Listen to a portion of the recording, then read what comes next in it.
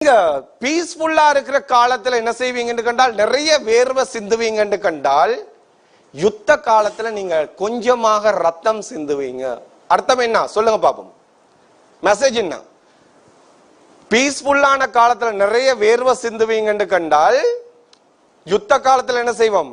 கொஞ்சமாக ரத்தம் சிந்துவோம். அதோட அர்த்தம் என்னது? நீங்க என்ன செய்யணும்னா, பீஸ்ஃபுல்லா இருக்கிற காலம் ஹார்ட் ஒர்க் போடணும். இந்த ஏஜ்ல தான் என்ன செய்யணும்? ஹார்ட் ஒர்க் போடணும். அப்ப என்ன நடக்கும்?